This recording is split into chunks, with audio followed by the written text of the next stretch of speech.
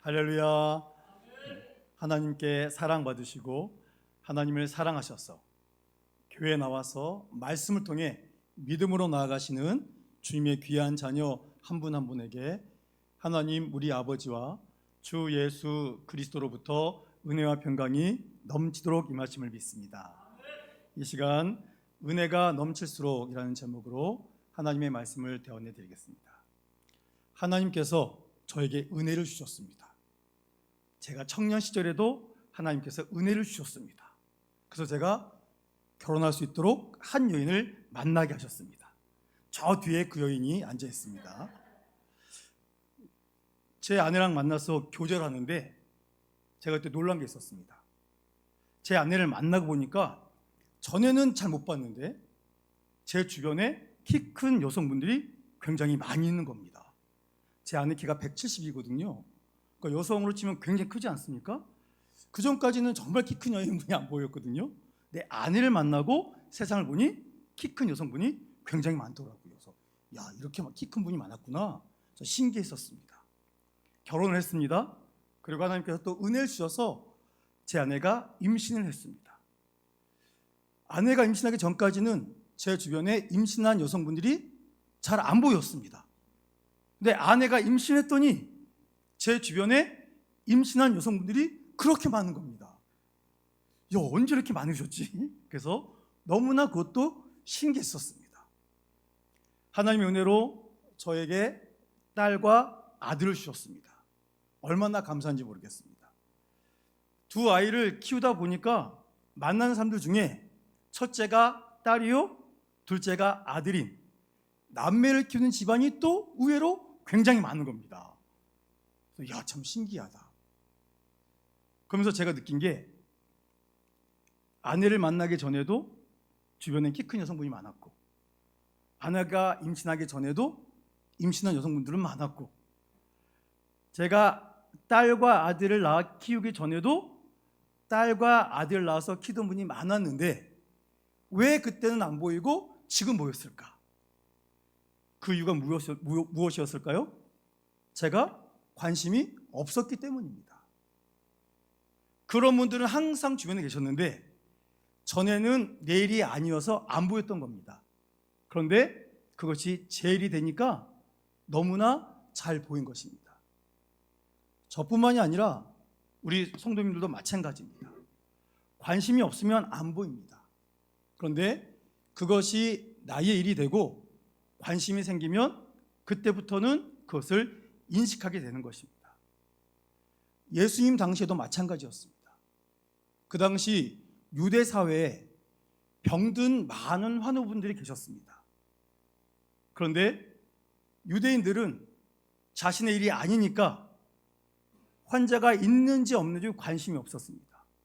근데 예수님께서 이 땅에 오셔서 공생애를 시작하시면서 하셨던 일이 무엇이죠?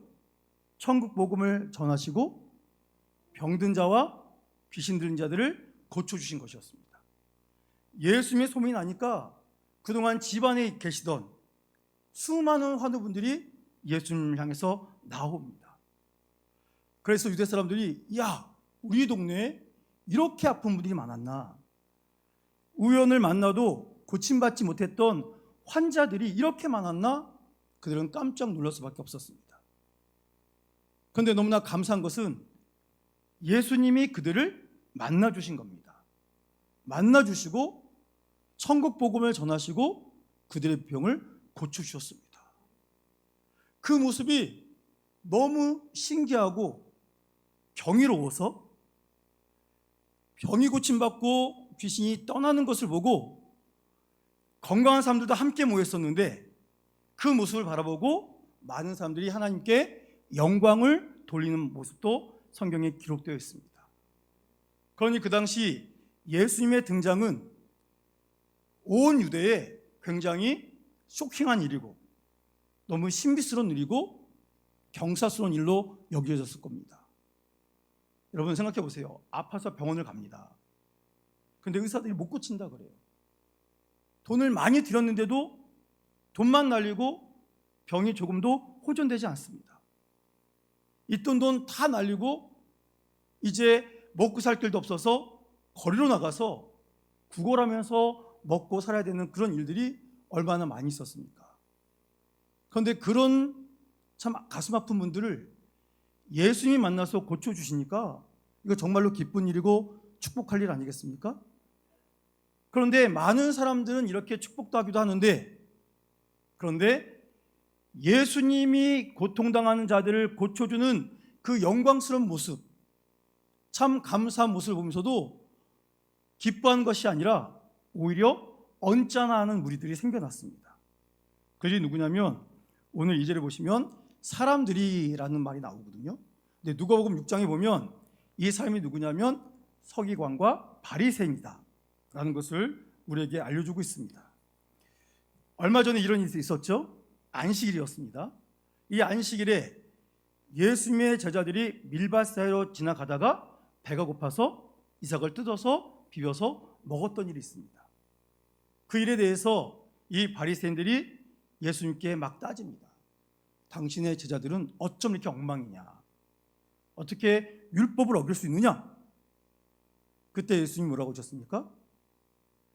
사람이 안식일을 위해서 있는 게 아니다. 안식일이 사람을 위해서 있는 거다.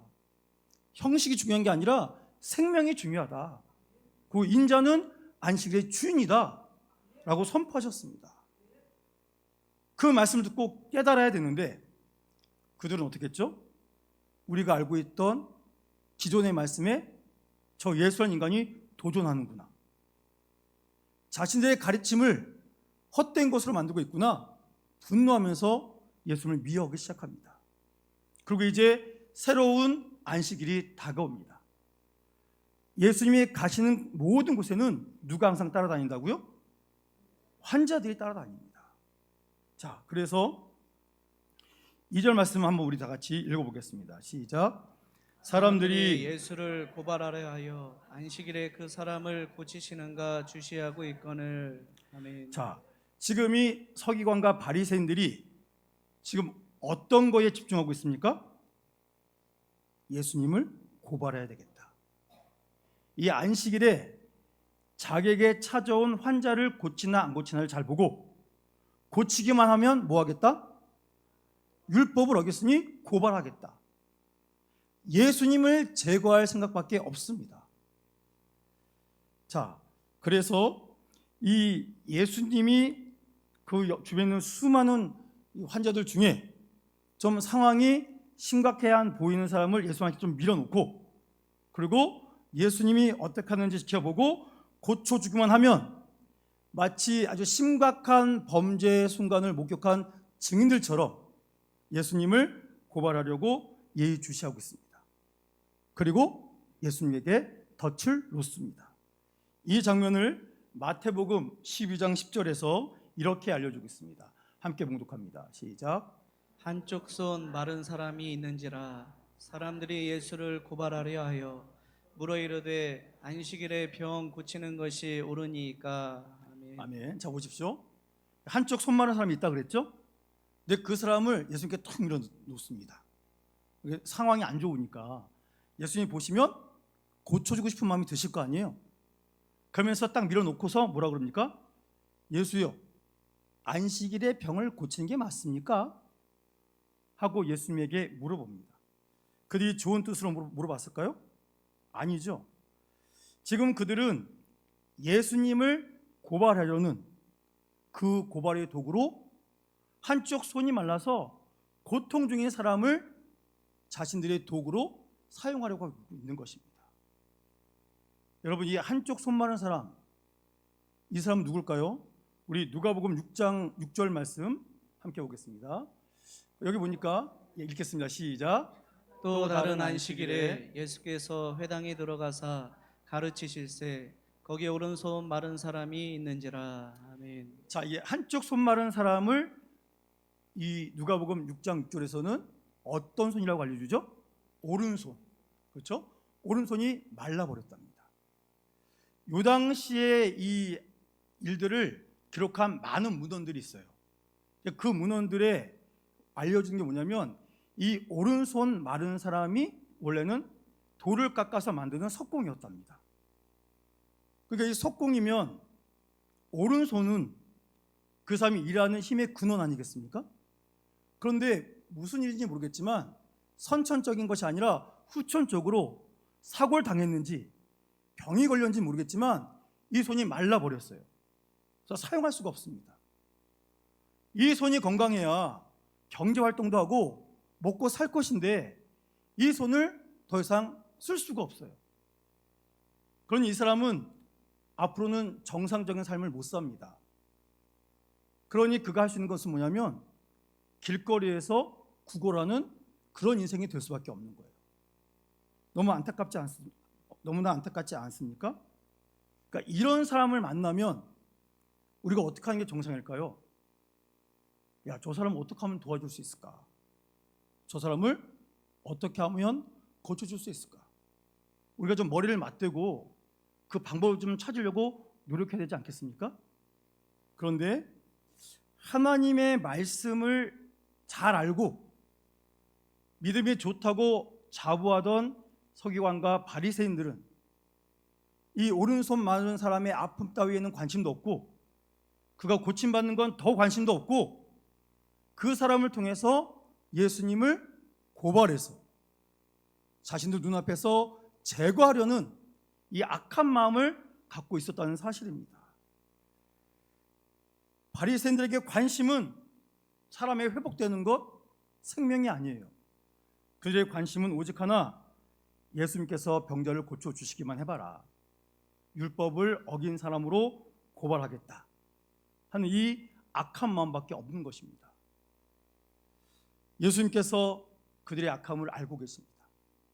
그래서 예수님은 그 병자를 사람들 한가운데 이렇게 세우셨습니다.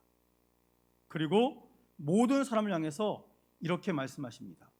본문 4절 말씀 함께 봉독합니다. 시작. 그들에게 이르시되 안식일에 선을 행하는 것과 악을 행하는 것, 생명을 구하는 것과 죽이는 것 어느 것이 옳으냐 하시니 그들이 잠잠하거늘. 아멘. 아멘. 예수님께서 모든 무리를 향해서 그 아픈 자를 이렇게 세우고 물어보십니다.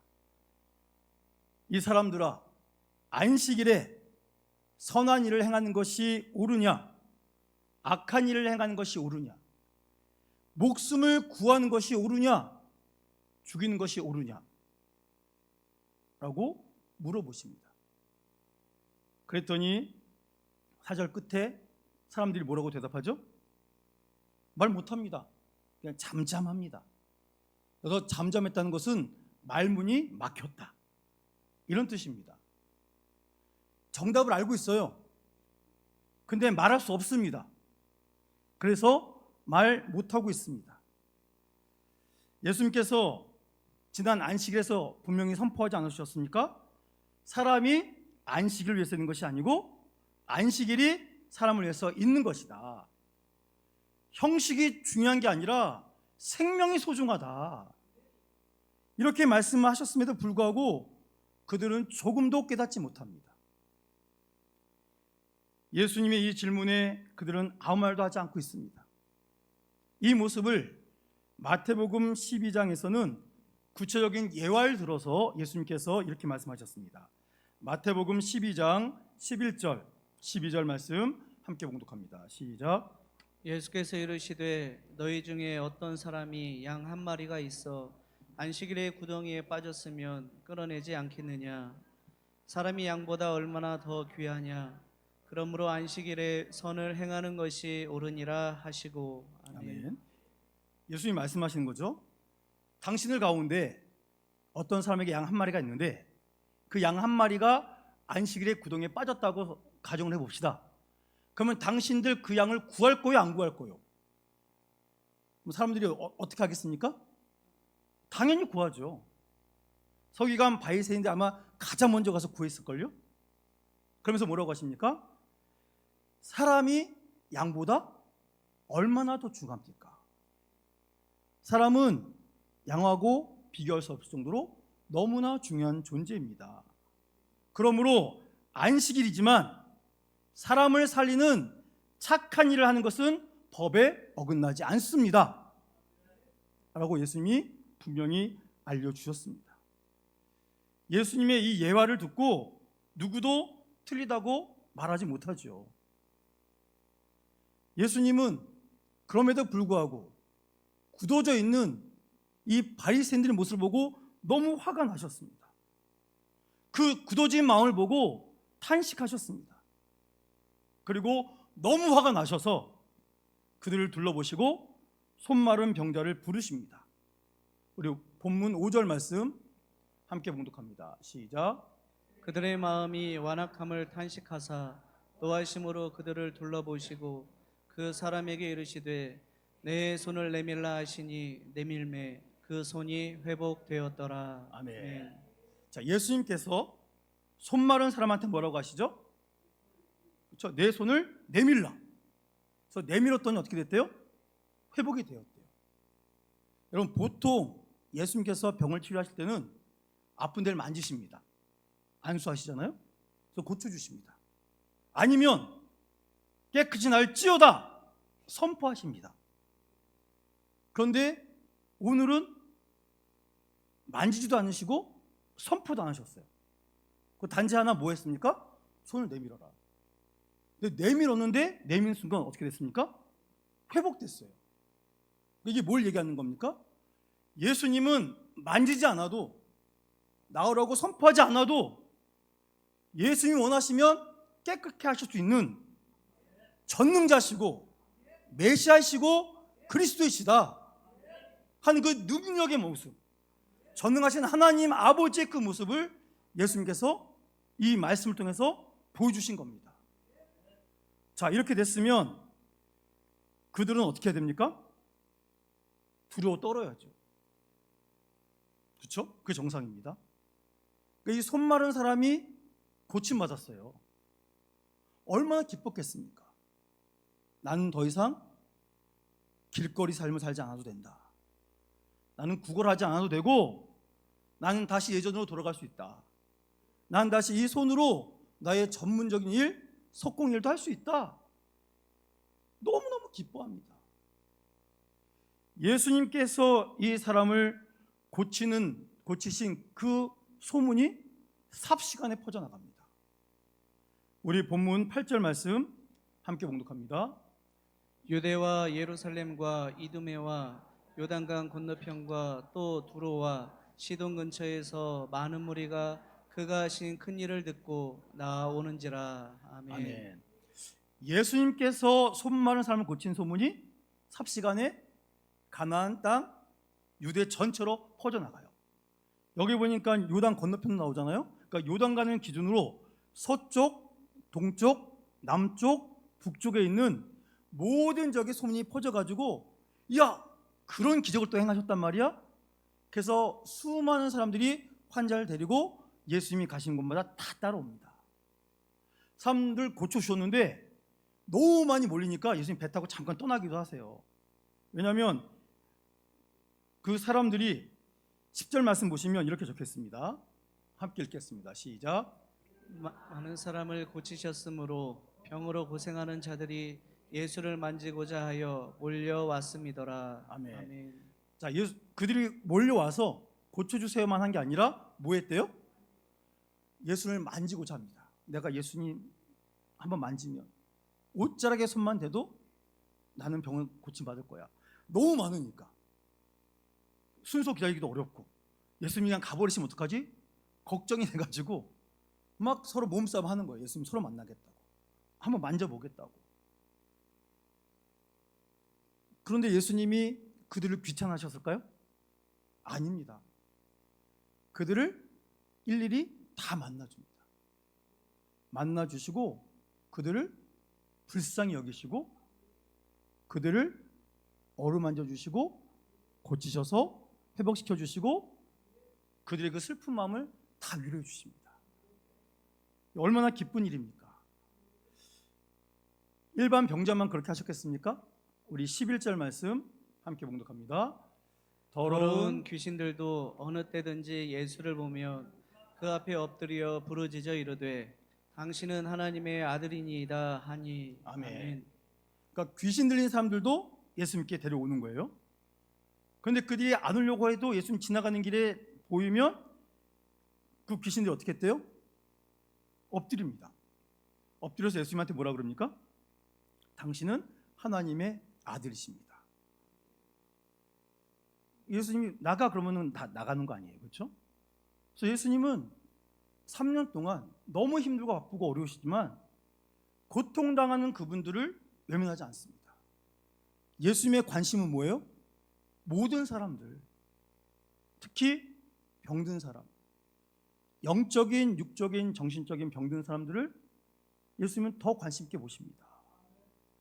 죄인, 과부, 창녀, 세리, 이런 사람들을 예수님은 더 관심 갖고 그들의 친구가 되어주지 않으셨습니까?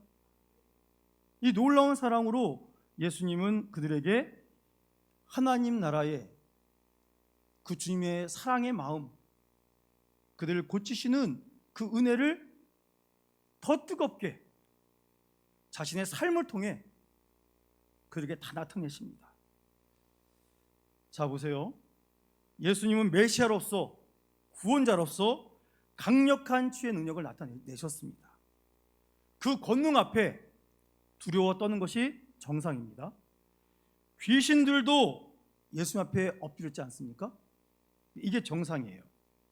그런데 이 모든 것을 지켜봤던 바리새인들, 그들은 눈앞에서 그것을 목격했는데 어떤 반응을 보이고 있습니까? 우리 본문 6절 말씀 함께 봉독합니다. 시작. 바리새인들이 나가서 곧 헤롯 땅과 함께 어떻게 하여 예수를 죽일까 의논하니라. 아멘. 놀라운 기적을 체험했는데 이 바리새인들은 뭐예요? 회당 밖으로 나갑니다. 회당 밖에 나가서 누굴 만나요? 헤롯 땅. 헤롯 땅을 만납니다. 만나서 뭐 했다고요? 어떻게 해야 예수를 죽일 수 있는지 서로 공모합니다. 네, 여러분, 너무 악하지 않습니까? 너무 악해요. 그들에게 병자의 아픔 치유받아서 회복되는 거 관심이 없습니다. 예수님께서 분명히 안식일에 악을 행하는 것과 생명을 죽이는 것은 잘못됐다 라고 알려주셨음에도 불구하고 그들은 지금 뭐하고 있습니까?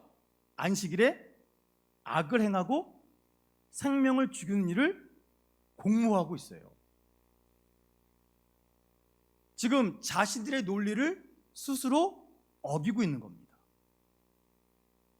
그런데 지금 이 6절 말씀에서 도무지 용납할 수 없는 행동을 바리새인들이 합니다. 이 바리새인들이 누구랑 악을 지금 도모하고 있습니까? 헤롯 땅. 그렇죠? 헤롯 땅은 누구죠? 헤롯 땅은 갈릴리 지역에서 그 당시에 왕인 헤롯 안디바를 잘 보필하면서 정치적인 이득을 보면서 또 로마의 지배받는 것을 즐거워하면서 민족을 위하는 것이 아니라 자신들만 위하는 그런 존재들입니다. 우리로 말하면 친일파예요, 친일파. 그런 존재입니다. 근데 바리새인들은 민족을 너무 사랑해요. 민족을 너무 사랑해서 그 민족을 아끼고 사랑하는 애국주의자들이에요. 그러니까 이 두 사람이, 이 두 부류가 만날 수가 없어요. 만나면 맨날 싸웁니다. 근데 이런 두 부류가 만나서 같이 뭔가를 한다? 있을 수 없는 일이에요. 그런데 보세요. 지금 뭐 하고 있습니까? 이 둘이 만났어요. 뜻을 같이 합니다. 왜 그럴까요? 자신들의 기존 권력, 그리고 저 예수가 살아있으면 우리가 생명의 위협이 된다. 그래서 저거 죽여야 된다. 그런데 예수님이 갈릴리 출신이잖아요. 그러니까 갈릴리에서 자신의 세력을 넓히고 있는 헤롯 땅, 당신들 지역에서 이 문제, 이 사람이 나타나는 거 아니요. 그러니까 우리 뜻을 같이 해서 저거 죽여버려야 우리가 안정적으로 살 수 있습니다. 이런 지극히 인간적인 판단하에 예수님을 죽이겠다고 같이 할 수 없는 두 세력이 악으로 하나가 되었습니다. 얼마나 악한 일입니까? 여러분 보십시오. 지금 예수님께서 은혜를 많이 주셨지 않습니까? 근데 은혜가 넘칠수록 어떻게 해야 되겠습니까? 하나님께 감사해야죠. 은혜가 넘칠수록 하나님께 영광 올려드려야죠. 근데 지금 은혜가 넘칠수록 이 서기관, 바리새일, 헤롯 당은 뭐하고 있습니까? 악을 도모하고 있습니다. 어떻게 하면 저 예수를 죽일까? 악에 악을 더하고 있습니다. 은혜가 넘칠수록 악은 더 활기를 칩니다. 대적자들이 마음을 같이해서 은혜의 근원을 꺾어버리려고 악한 일을 합니다. 이런 악한 자들이 하나님의 일을 회방하는 일이 지금도 일어나고 있습니다. 예수님께서 재림하시는 그날까지 이 일은 더욱더 강해질 것입니다.